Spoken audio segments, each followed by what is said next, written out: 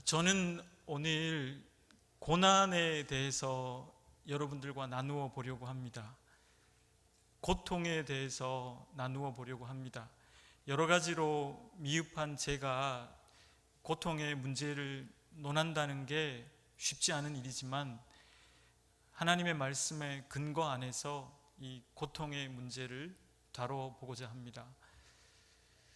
여러분, 성경과 또 신문을 통해 볼 때 고통은 4가지 정도의 유형을 나눌 수 있습니다.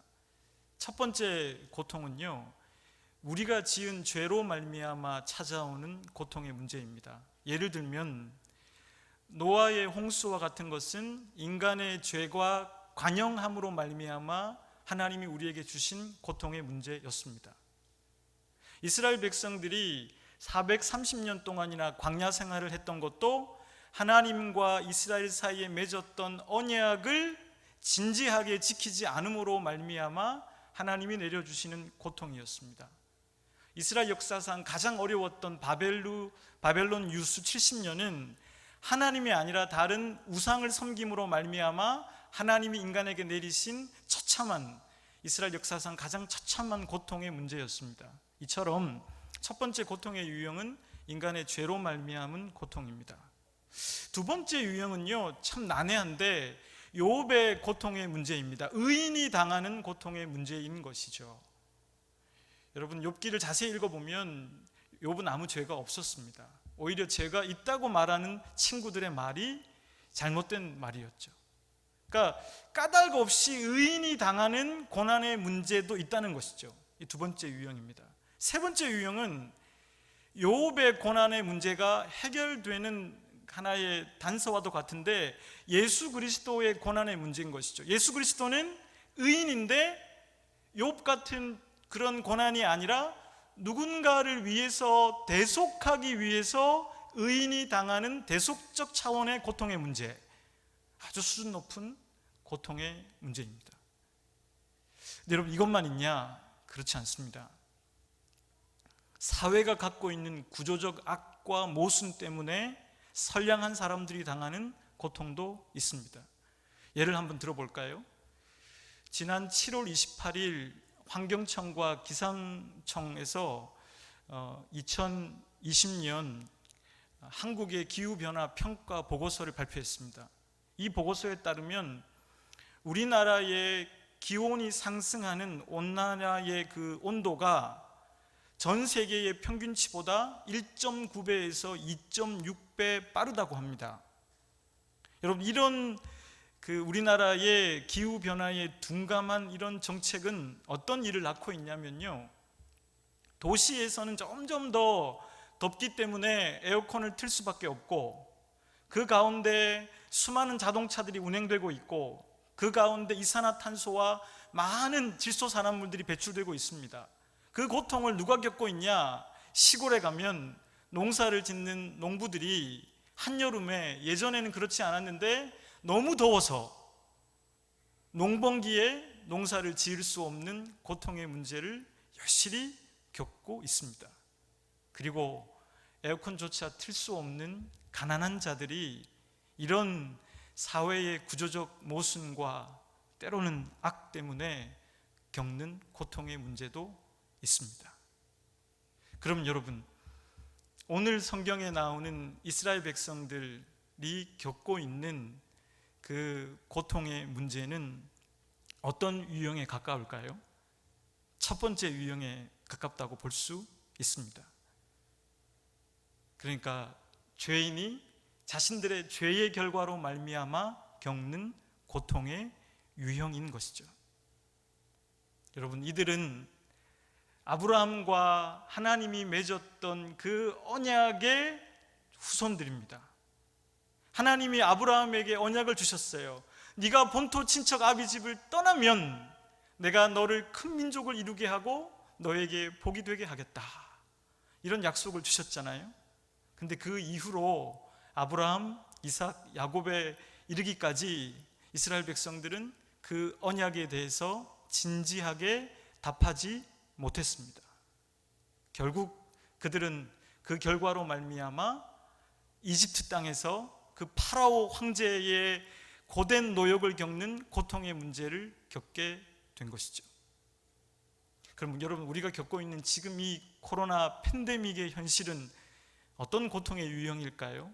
그것은 두말할 나위 없이 우리의 죄로 말미암은 고통의 문제라고 밖에 해석할 수 없습니다.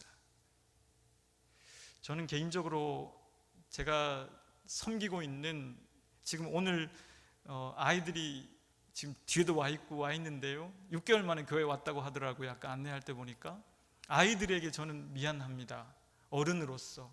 왜냐하면 저 아이들은 무슨 잘못이 있겠어요? 저 아이들의 잘못 때문에 코로나를 겪고 있는 게 아니라 어른인 우리들의 죄악 때문에 저들이 학교조차 가지 못하는 고통을 겪고 있다고 생각하니까 너무 미안하고 너무 죄송하더라고요.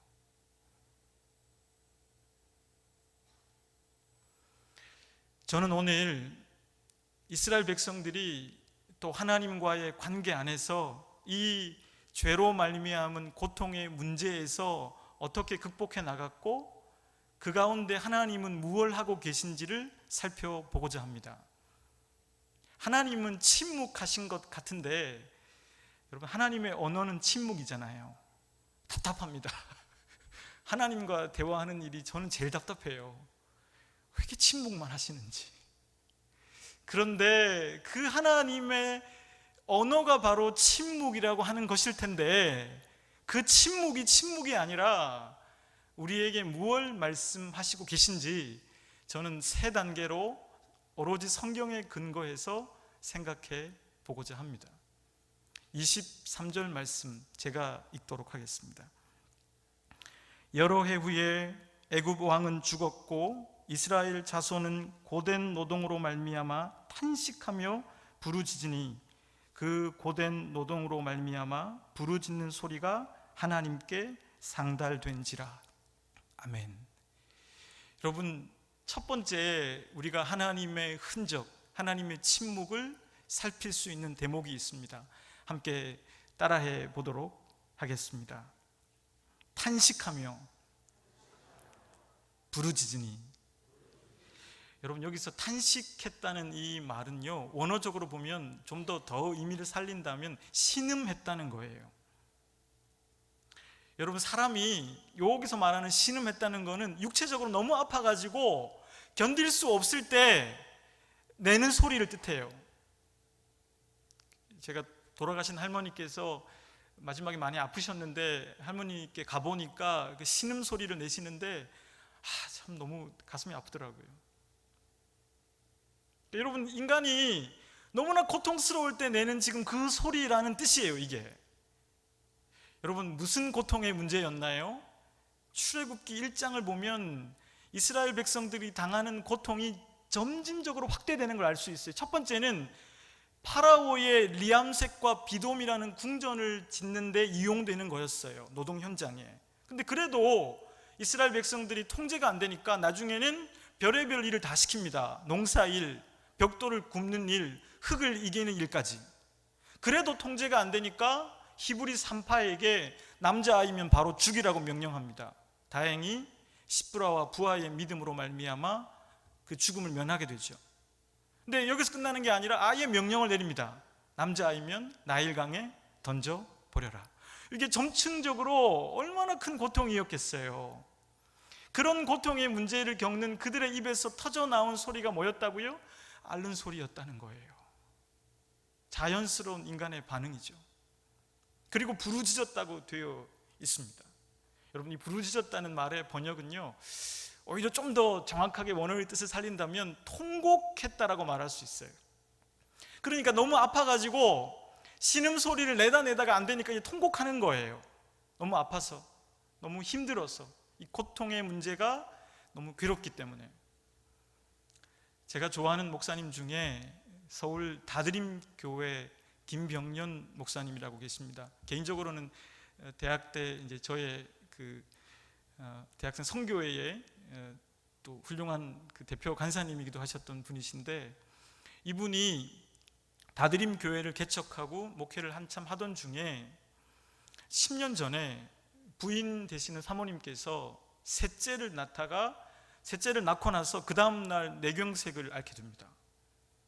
난 당신이 좋아라는 책에 보면 이제 그런 내용이 나오는데요, 갑자기 원인 모를 뇌경색을 앓게 된 사모님, 그리고 그때부터 이 사모님은 지금까지도 집에서 식물인간인 채로 누워 계십니다.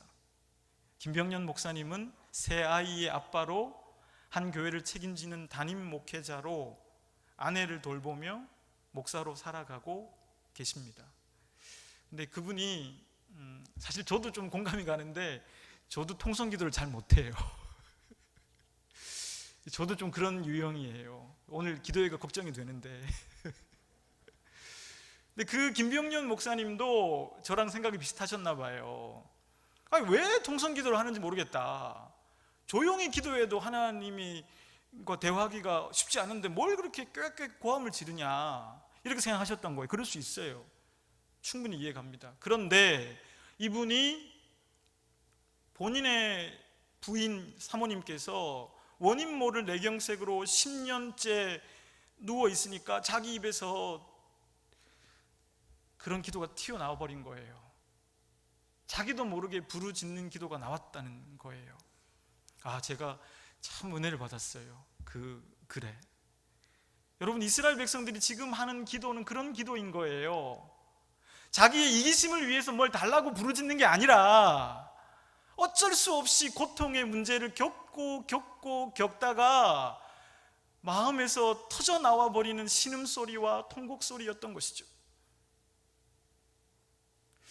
지금 우리가 겪고 있는 시간이 그렇지 않습니까? 우리 목사님들이 코로나 때문에 회의를 얼마나 자주 하는지 모르겠어요. 근데 그 회의 중에 어떤 목사님이 이렇게 말씀하셨어요. 너무 힘드시니까 그분도 자꾸 바꿔야 되고 긴장하고, 그분이 그냥 지나가는 말로 이렇게 말씀하셨어요. 코로나 진짜 힘들다. 근데 그게 제가 너무 위로가 되는 거예요. 그분은 그냥 지나가는 말로 한 말이셨는데 저는 너무 위로가 됐어요. 그게 신음소리로 들렸고 통곡소리로 들렸거든요. 왜요? 지난 6개월 동안 저도 힘들었거든요.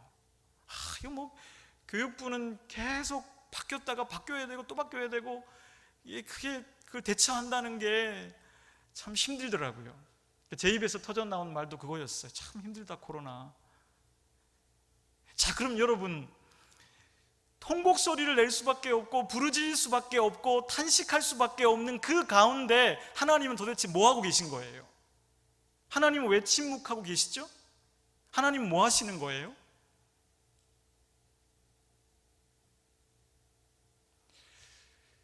고통이라는 선물이라는 책이 있습니다. 필립 얀시가 쓴 책인데요, 이 책에 보면 필립 얀시라는 기독교 저술가가 폴 블랜드라고 하는 한 의료 선교사의 자전적인 이야기를 쓰고 있어요. 거기 보면 이 폴 블랜드라는 이 선교사님이 의료 선교를 하는 의사인데 20년 동안 인도에서 30년 동안 미국에서 나병 환자들을 돌봤던 목사님이셨어요. 선교사님이셨어요. 그런데 이분이 나병 환자들을 돌보다가 뭐라고 이분이 기도했냐면 이렇게 기도했다는 거예요. 하나님, 고통을 주셔서, 고통을 느끼게 해주셔서 정말 감사해요라고 기도했다는 거예요. 왜 그런지 아세요? 본인이 50년 동안 나병 환자들을 돌보다 보니까 나병 환자들의 특징이 있습니다. 우리 같으면 몸에 이상이 생기면 염증 반응이 나타나게 돼 있어요. 아프잖아요. 고통이 시작돼요. 그러면 작은 고통 앞에서 어떻게 해요? 병원에 가서 항생제를 투여받아서 낫게 하거든요. 그러면 더 이상 그 염증이 확대되지 않습니다. 그런데 나병 환자들은, 이 나균에 의한 나병을 앓는 사람들은요, 고통이 없어요. 통각이 없어요. 통증을 못 느낍니다. 이 사람들은 염증이 와도 모르고 나중에 괴사가 되어도 모르고 팔을 잘라내도 모르는 거예요. 그때 이분이 깨달았다는 거예요.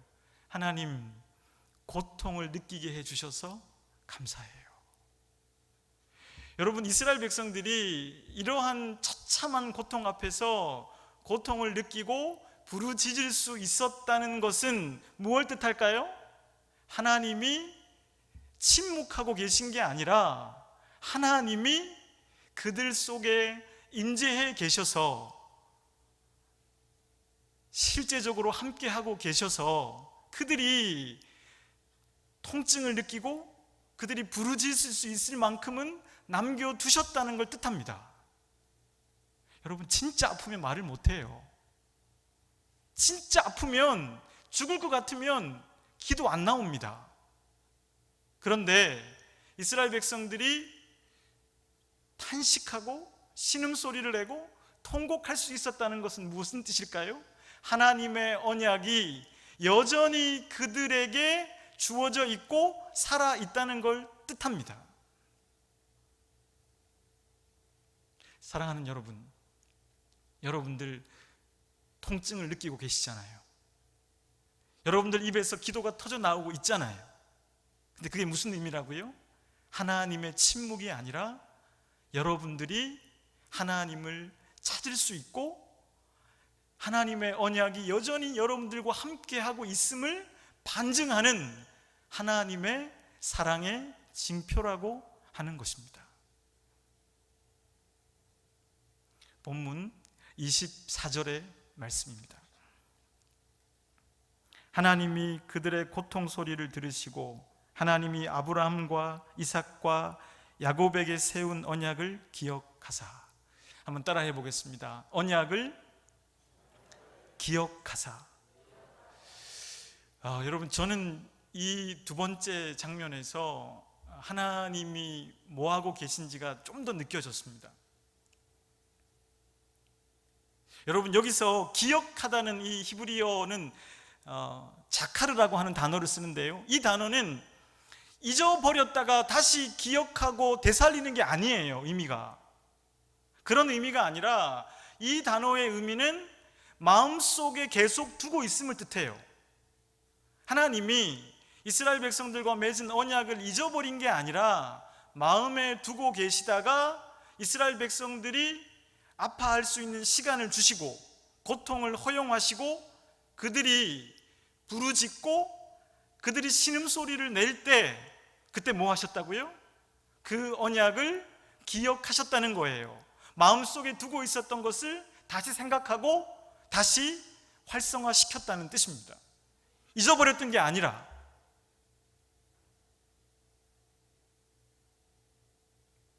하나님이 뭐 하시냐고요? 하나님은요, 여러분들이 하나님과 여러분들이 맺은 그 진지한 언약에 대해서 진지하게 반응할 때까지 기다리시는 것이죠. 왜? 이스라엘 백성들이 진지하게 반응하지 않았거든요.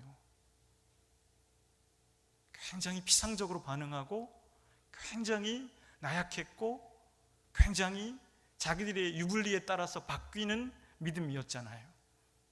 그런데 그들이 진지하게 하나님께 대해서 초점을 맞추고 부르짖을 때 하나님은 고작 그 작은 소리 하나 들으시고 그 신음소리조차도 당신이 우리가 낼 수 있는 그 상황을 주셨음에도 불구하고 그 소리를 듣고 진지한 우리의 반응을 듣고 당신의 언약을 기억해 내셨다는 것입니다. 여러분, 우리는 뒤에 성경의 이야기를 알잖아요. 여기서 기억을 해 주셨는데 이스라엘 백성들이 정신을 차렸습니까? 안 차렸습니까? 안 차립니다. 안 차렸기 때문에 무려 430년의 광야 생활을 또 경험하게 됩니다. 그런데 440년의 광야 생활 대음에 가나안 땅으로 들어갔어요? 안 들어갔어요? 들어갔잖아요. 그리고 또 정신을 못 차리고 우상을 섬길 때 하나님 바벨론 유수를 주셨잖아요. 70년 동안. 근데 그들이 예루살렘으로 귀환했나요? 안 했나요? 했습니다. 하나님의 언약이 그렇게 가벼운 것이 아닌 것이죠. 가나안 땅으로 너희를 인도하겠다. 진정한 구원으로, 진정한 인간의 삶으로, 진정한 인간의 존엄한 길로, 자유의 길로 너희를 이끌겠다고 하시는 하나님의 그 언약은 인간의 약함을 뛰어넘는다는 것이죠. 인간이 진지하게 그 언약에 반응하기 시작할 때 그 하나님의 언약은 나의 것이 된다는 뜻입니다. 여러분, 그 언약은 어떻게 됐나요? 끝이 아니었습니다. 신약으로 가면 사도행전 3장에서 베드로가 성전 미문에 앉은 안전뱅이를 일으켜 세운 일이 있었습니다. 베드로가 그런 일을 하니까 많은 사람들이 베드로를 주목했습니다. 베드로가 이때다 싶어서 솔로몬 행각에서 설교합니다. 그 설교의 내용은 온전히 초점을 내가 아니라 예수 그리스도를 향하도록 설교하죠. 그 설교의 일부분을 제가 한번 다시 읽어보겠습니다. 또한 사무엘 때부터 이어 말한 모든 선지자도 이때를 가리켜 말하였느니라. 너희는 선지자들의 자손이요 또 하나님이 너희 조상과 더불어 세우신 언약의 자손이라. 아브라함에게 이르기를 땅 위의 모든 족속이 너의 씨로 말미암아 복을 받으리라 하셨으니 하나님 그 종을 세워 복 주시려고 너희에게 먼저 보내사 너희로 하여금 돌이켜 각각 그 악함을 버리게 하셨느니라. 아멘. 여러분, 그 언약은 어디에 가서 완성되나요? 베드로는 그걸 알았던 거예요.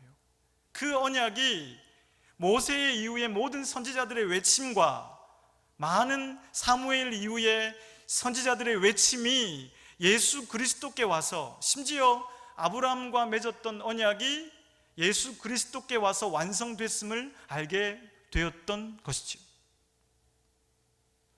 여러분, 하나님은 뭐 하시고 계시냐고요? 하나님은 이미 여러분들에게 충분히 주셨어요. 여러분들이 진지하게 반응하지 않을 뿐이지, 여러분들이 진지하게 하나님 앞에 무릎 꿇지 않을 뿐이지, 하나님은 여러분들에게 충분한 언약을 주셨고 그 언약이 어떻게 이루어지는지 당신의 아들을까지 보내시면서 확증하셨습니다.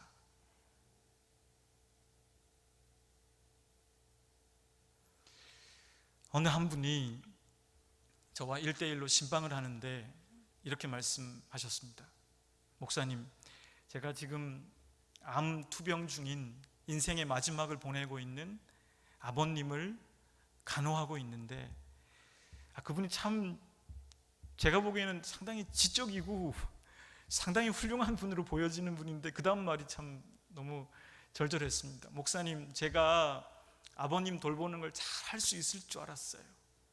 드라마에 나오는 것처럼, 본인이 생각하는 것처럼 그럴 줄 알았는데 본인이 이제 표현 이렇게 하시더라고요. 제가 얼마나 형편없는지 아버님을 만나고 올 때마다, 돌볼 때마다 느낀다고 그러시더라고요. 제가 그분에게 그렇게 말씀드렸습니다. 인간이 본래 그런 거지요. 실수가 없는 게 어떻게 인간이겠습니까? 인간은 실수를 조금씩 줄여갈 수 있는 존재겠지요. 이렇게 말씀드렸습니다. 여러분, 결국엔 무슨 뜻이겠습니까? 저와 여러분들의 연약함이 결국 무엇을 이루게 하나요? 진지하게 하나님 앞에 반응할 수 있는 시작점이 되는 것이죠. 이건 값싼 은혜를 뜻하지 않습니다. 하나님이 어떻게든 우리를 돌봐주실 거니까라는 그런 값싼 은혜가 아니라 하나님이 우리를 얼마나 값지게, 얼마나 귀한 것을 주셨는가를 깨닫는 자가 내어놓는 반응인 것이죠. 사랑하는 여러분, 여러분들의 작은 기도 소리에 하나님은 당신의 언약을 기억하십니다. 25절 말씀을 보겠습니다. 하나님이 이스라엘 자손을 돌보셨고 하나님이 그들을 기억하셨더라. 아멘. 여러분, 우리는 답을 너무 잘 알고 있습니다. 탄식하고 신음소리를 내며 통곡하고 부르짖었더니 그 기도의 응답이 뭐였나요? 모세였잖아요. 그렇죠? 근데 우리는 이걸 너무 쉽게 영웅의 이야기로 몰고 가는 경향이 있습니다. 왜 이렇게 사람들은 영웅을 좋아하는지 모르겠어요. 마치 이거는 헐리우드 영화를 보는 것처럼 해석하는 거죠. 기도했더니 짜잔 하고 모세를 보내서, 이집트의 왕자였던 모세가 탁 나타나서 이스라엘 백성들을 구원해내게 했다. 여러분, 지금 우리 아이들은 마블 시리즈의 영웅 이야기에 빠져 있고요, 어른들은 또 어른들대로 영웅 이야기에 빠져 있어서 이걸 이렇게 해석하고 싶으시겠지만 성경은 그걸 강조하지 않습니다. 잘 보면 출애굽기 2장은요 영웅 이야기가 아니에요. 모세는요 아까 말씀드린 신음소리를 낼 수밖에 없었던 그 상황을 고스란히 겪은 사람이잖아요. 마지막 정책이 나일강에 던지는 거였어요. 모세는 던져짐을 당했습니다. 그런데 하나님의 은혜로 바로의 딸에게 건져 올림을 받았잖아요. 그리고 자기의 누나였던 미디암의 기지를 발휘함으로 요게벳에서 유모로 자라게 해주셨잖아요. 여러분 그때 요게벳이 모세를 유대인으로 만들었을 것 같아요. 그런데 나중에 유대인이 이집트 군사에게 괴로움을 당하는 걸 보자 본인 얼마나 불안했는지 얼마나 불안전했는지 죽이고 말잖아요. 여러분 거기서 알 수 있어요. 모세가 얼마나 불안전한 사람이었고 뭘 어떻게 해야 할지 모르는 사람이었다는 것을 알 수 있죠. 여러분 모세의 영웅 이야기가 아닙니다. 그리고 모세는 살인자의 그 죄명을 쓰고 40년 동안 광야로 간 이야기가 출애굽기 2장에 나오잖아요. 그럼 여러분 하나님께서 모세를 부르신 까닭이 모세가 이집트의 왕자이기 때문일까요? 아닙니다. 성경은 그런 걸 말하고 있는 게 아닙니다. 하나님이 모세를 부르신 이유가 뭐겠어요? 한번 따라해 보겠습니다. 모세는 자기가 얼마나 부족한지 알았기 때문에 자기를 바꿀 수 있었다. 여러분 모세를 부르신 까닭은 그 시점에서 모세가 자기가 얼마나 부족한지를 알고 있었기 때문에 자기를 바꿀 수 있는 준비가 돼 있는 사람이었기 때문이에요. 여러분 베드로가 어떻게 변했을까요? 베드로가 변했던 지점은 어딘가요?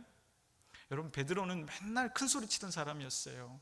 가이사랴 빌립보에서도 너희는 나를 누구라고 하니? 그랬더니 베드로가 주는 그리스도시요 살아계신 하나님의 아들이십니다 탁 고백하고요. 또 변화산에서도 초막 셋을 짓겠다고 확 고백하고요. 나중에 예수님께서 죽기 직전에 너희가 나를 부인할 거다 이렇게 얘기했더니 베드로가 절대로 안 합니다 그랬잖아요. 그때 예수님 뭐라고 하셨습니까? 네가 오늘 닭 울기 전에 나를 3번 부인할 거다 말씀하셨어요. 베드로가 그날 밤 3번째 예수님을 부인할 때 저주까지 했습니다. 그 순간 닭이 울었어요. 그때 베드로가 뭘 생각했을까요? 예수님이 자기 자신에게 하셨던 말씀을 떠올라서 눈물을 흘립니다. 베드로의 시작점은 바로 그 순간이었습니다.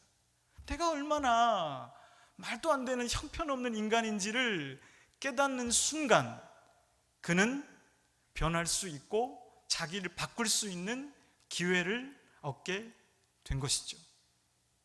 여러분 하나님은 침묵하시지 않고 뭐 하시는지 아세요? 지금 이 순간에도 따라해 보겠습니다. 나를 바꾸라고 하신다. 설교를 맺을 시간이 되어 가는데요. 톰 라이트라고 하는 최근에 가장 세계적인 신학자로 평가받는 사람이 하나님과 팬데믹이라고 하는 책을 썼습니다. 이 책을 통해서 성경 안에서 톰 라이트는 이 코로나를 이해하려고 노력하고 있는데요. 그가 쓴 책 중에 제가 일부분을 인용해 보도록 하겠습니다. 내가 주장하는 바는 마음속에 쉽게 떠오르는 자동적인 반응을 거부해야 한다는 것이다. 우리가 이런 질문들을 포괄적인 수준 이상으로 대답할 수 있으려면 먼저 성급히 해결책으로 비약하지 않고 애통하고 자제하는 시간이 필요하다. 여러분 코로나는요 우리가 너무 빨리 해결책을 찾으려고 하면 할수록 장기화되고 있어요. 톰 라이트의 이 통찰이 맞는 거죠. 우리는 충분히 신음소리를 내야 될 거예요. 우리는 충분히 애통해야 될 것입니다. 왜요? 하나님이 주신 고통이 하나님의 섭리 안에 있기 때문입니다. 하나님의 일을 통해서 우리가 신음소리를 낼 수 있는 하나님의 언약을 보여주고 계시기 때문입니다. 하나님은 이 시간들 속에서 우리의 작은 진지한 기도를 듣고 우리와 당신이 맺은 예수 그리스도 안에서 완성된 언약을 기억하시는 분이고 그것을 이루어 가시는 분이기 때문입니다. 뿐만 아니라 하나님은 이러한 고통의 문제 앞에서 우리가 기도할 때 한 명의 히어로를 보내서 세상을 바꾸는 그런 방식이 아니라 저부터 변해야 교육부가 바뀌겠죠. 여러분 한 사람 한 사람이 바뀌어야 여러분들 가정이 바뀌겠죠. 그게 여러분 모세를 부르신 하나님의 메시지라고 생각합니다.